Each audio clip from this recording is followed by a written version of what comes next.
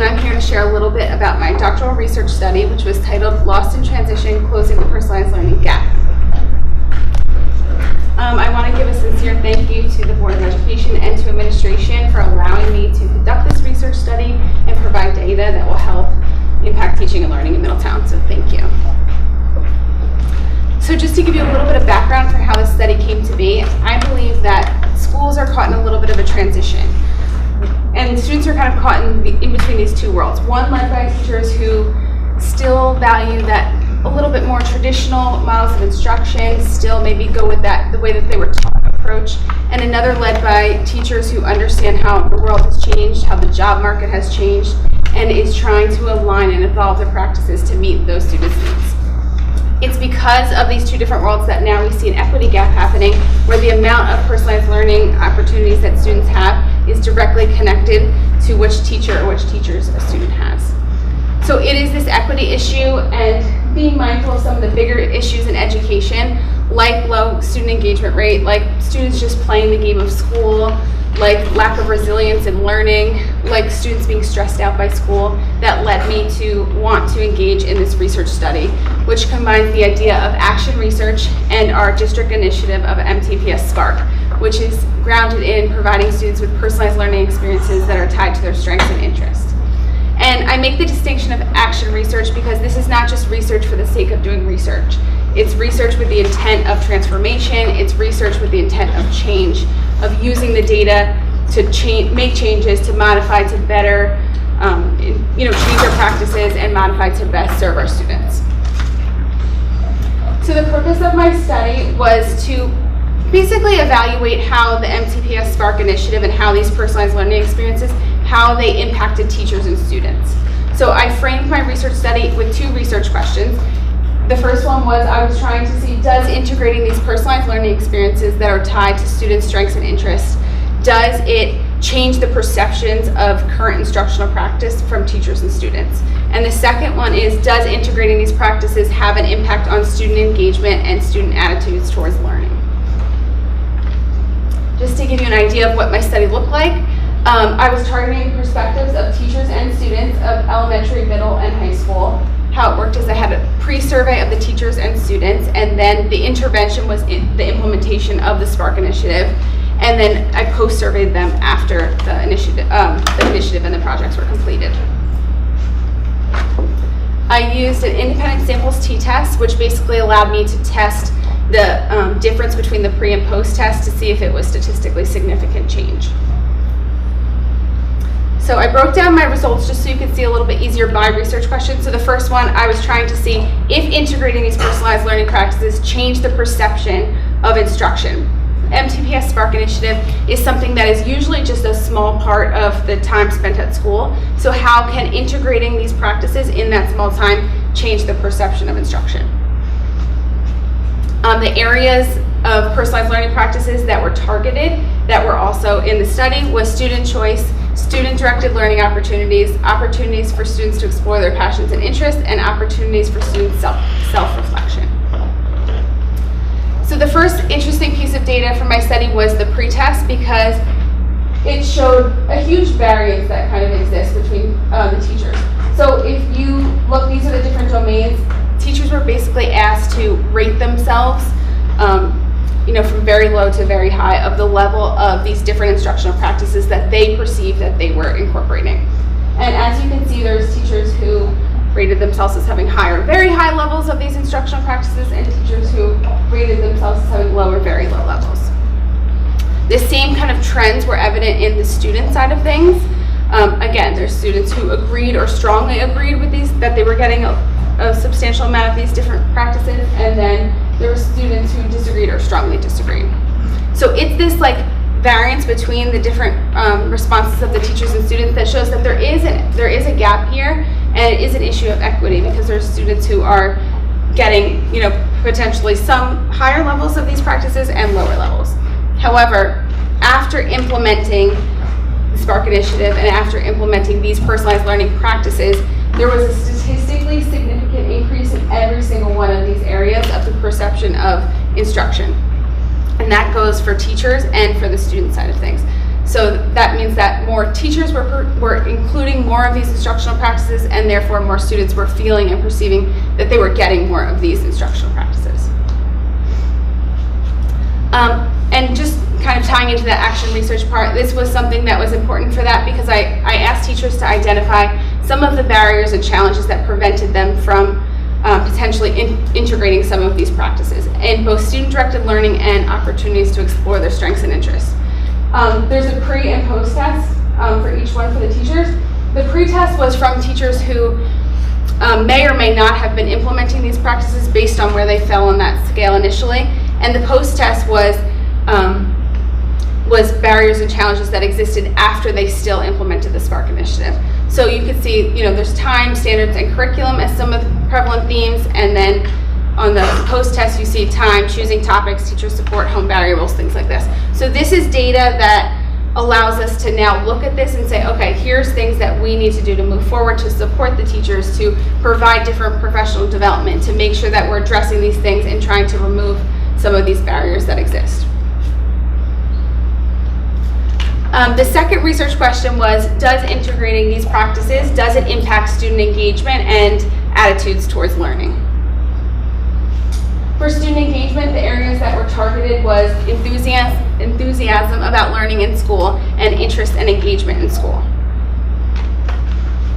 After implementing these personalized learning practices, there was a statistically significant increase in both of these things. So after implementing the Spark initiative, students were perceiving to have more enthusiasm about learning in school and that they felt more interested and engaged in school.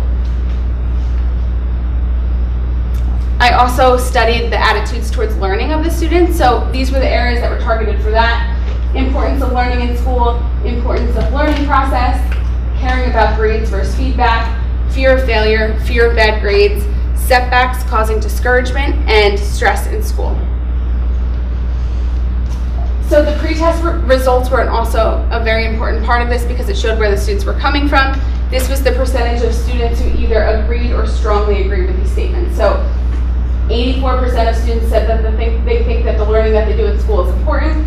87% of students said that they think that the learning process is important. Those are two really important pieces of data because it shows that regardless of any of that, students are coming to school with the understanding that this is important and this is valuable, and that the learning that they're doing here in the process is important. 83% of students said that they care more about grades than they do feedback. 69% of students said that they were afraid to fail. 70% of students said they were afraid to get bad grades.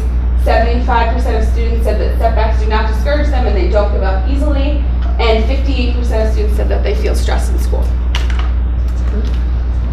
After implementing some of these personalized learning practices like student choice, like student-directed learning opportunities to explore their strengths and interests, every single one of these had a positive change, and every one with a star, so all but one, had a statistically significant positive increase.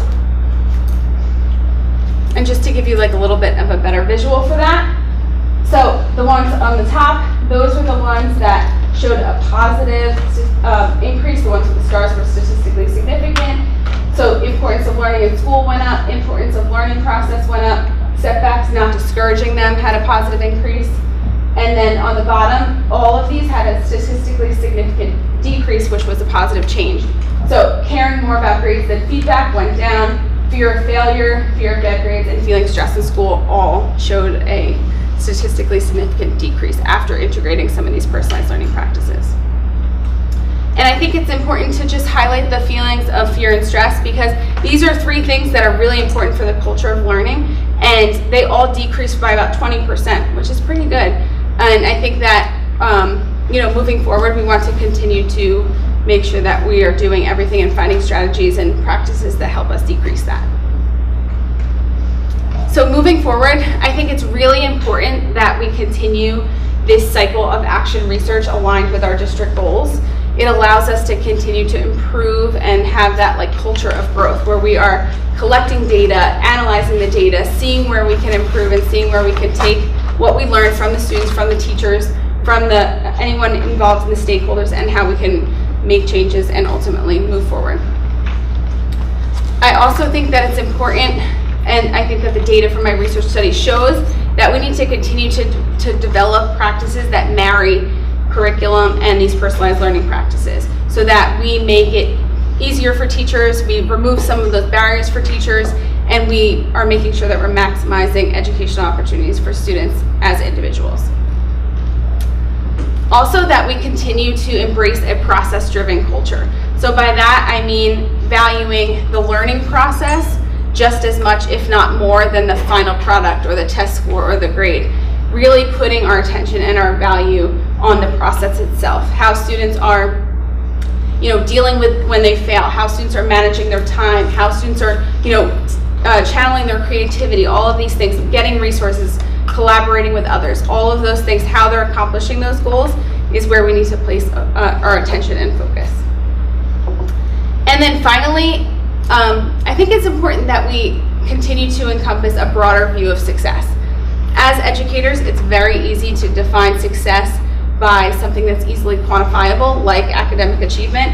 However, I think it's important that we also make sure that we continue to be inclusive of passion and purpose and these non-cognitive skills like creativity, like problem solving, like resilience in learning, and all of these things that we know are essential for the job market and the workplace that our students will be in. So when you prioritize all three, we can make sure that we're maximizing success, because you can have a student who's academically proficient and has no passion and purpose, and it may not equal success post-graduation. Or maybe you have a student who's academically proficient who has not really sat and developed some of those essential learning skills that we know are important, and again, it might not equal success. But if you prioritize all three of these, regardless of the academic proficiency that a student is leaving with, they are also leaving with a standard level of passion, standard level of purpose, and a standard development of these really important learning skills that we know will help make students successful, all of which they will have acquired through Middletown Public School education. So that's all I have for my research right now, but I want to thank you for allowing me to do this research and allowing me to share it with you today. Thank you.